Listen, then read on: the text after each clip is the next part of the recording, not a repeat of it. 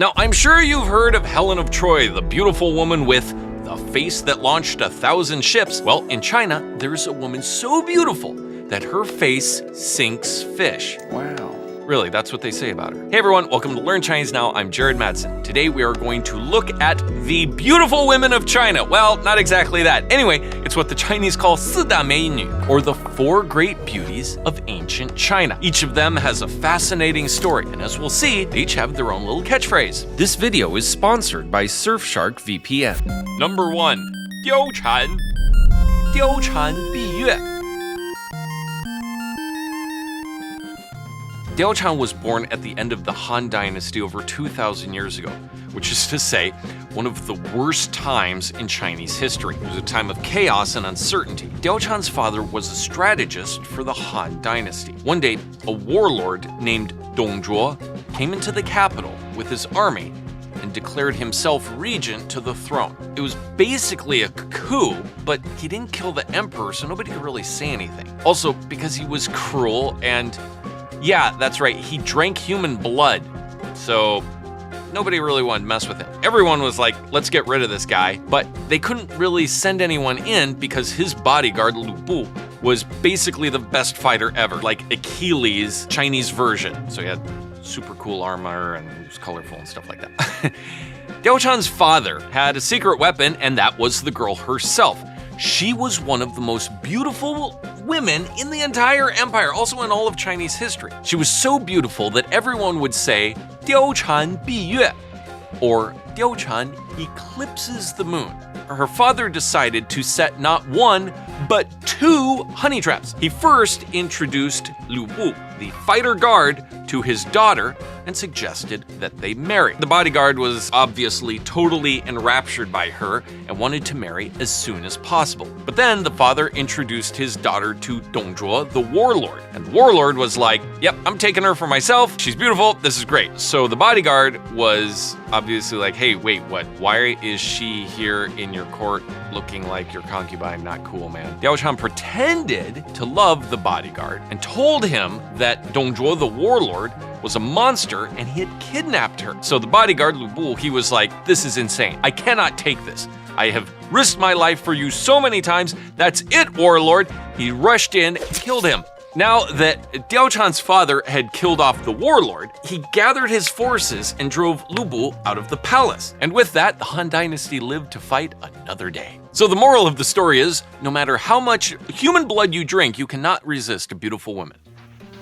Number 2, Wang Zhaojun. Zhaojun Luo Yan.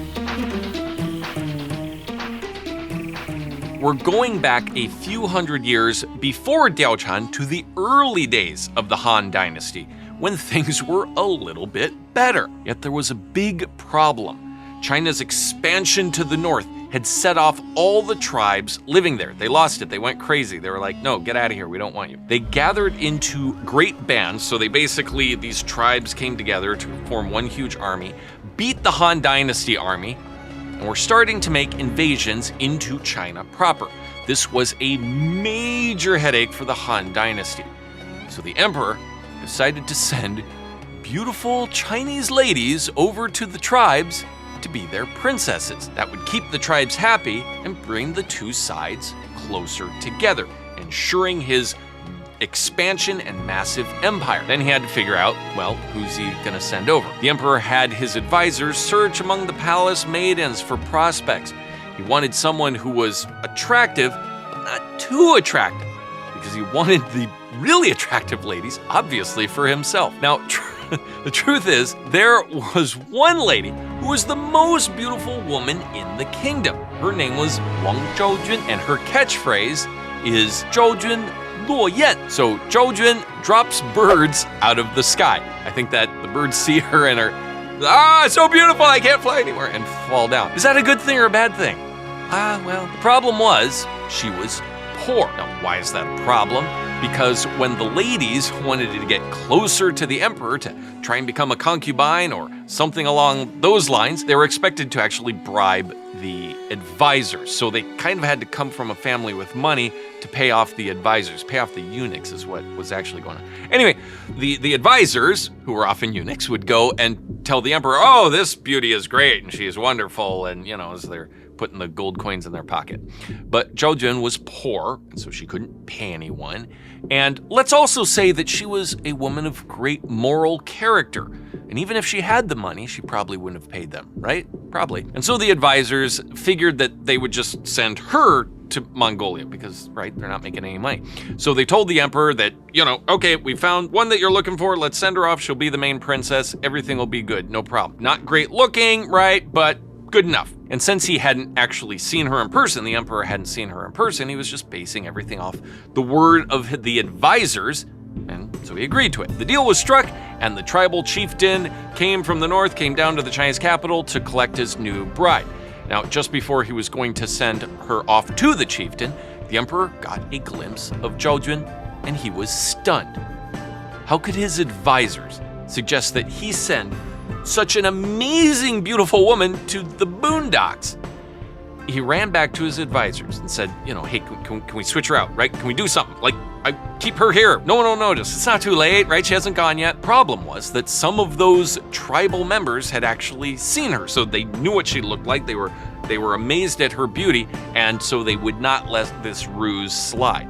So the emperor, tear in his eye, sent off the best concubine prospect he ever had to some dirty tribal chieftain. But he got a little bit of payback at the end. How did he get his payback? Well, he killed all of those advisors. So I guess the moral of the story is, don't send the girls to the north.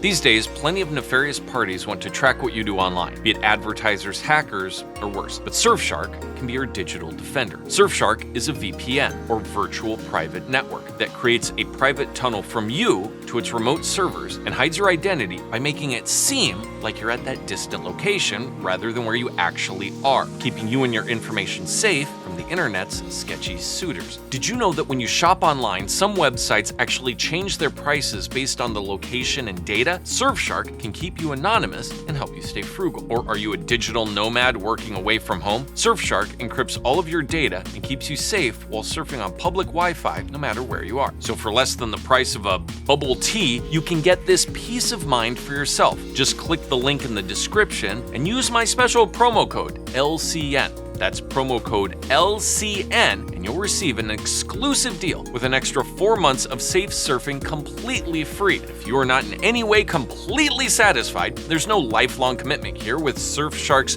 30-day refund guarantee. So be bold and browse bravely. Number 3.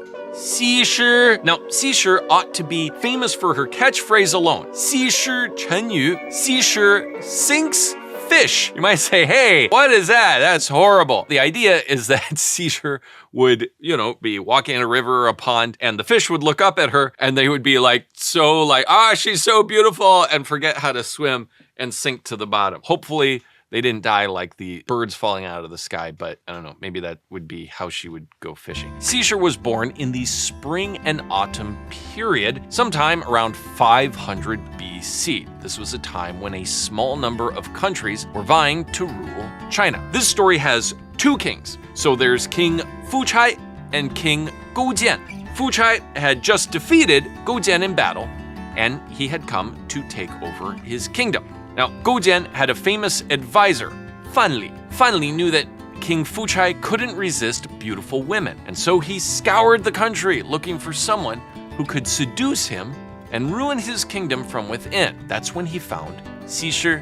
As we learned before, Xi could make fish sink, and Fan Li presented her as a gift to King Fuchai. Fuchai fell in love and ignored all matters of state. His top general repeatedly told him to get rid of her, but this only infuriated the king, who had his general killed. Fuchai's kingdom weakened greatly, and Goujian was able to make a counterattack, defeating Fuchai and forcing him to commit suicide.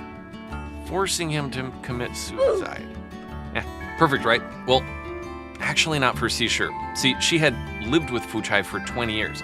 So she basically got married and lived with him, and he was quite good to her, and she grew quite attached to him. The defeat was bittersweet for her.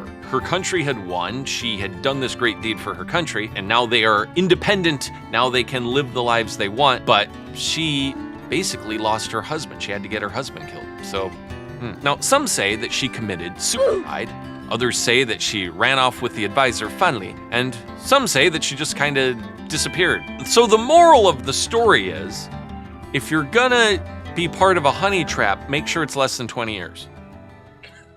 Number 4, Yang Guifei. Guifei Xiu Hua. Now, Yang Guifei is a kind of homewrecker for the Four Beauties.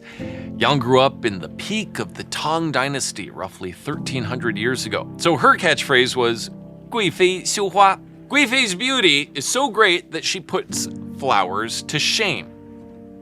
That one kind of actually makes sense. The interesting thing is that Yang Guifei didn't look anything like the supermodels of our time. In fact, she was described in terms of being rotund or even obese. But full-figured women were the style in the Tang Dynasty, so she fit in perfectly. She was introduced to the emperor one day, and he instantly became enamored, spending more and more time with her. He gave her the title of Guifei, or honorable concubine, that's what it means, and ignored all of his other concubines. In fact, he pretty much ignored everything, actually, including like all matters of state and if they're being attacked or anything like that. While all of this was happening, a general named An Lushan was planning a rebellion.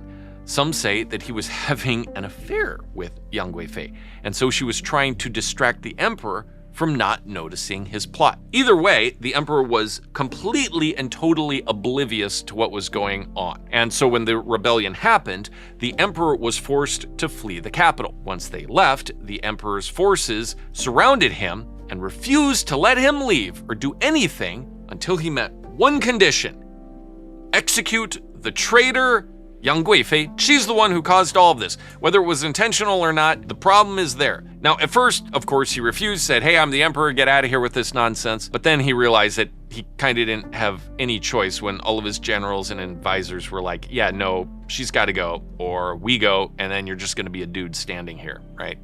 Good luck being an emperor of nothing. So he agreed, and she was sent off to commit suicide, which, again, they didn't kill her, but I guess they did. His soldiers then got back to work organizing a counterattack on the capital. Now, Yang Guifei wasn't even buried with a coffin.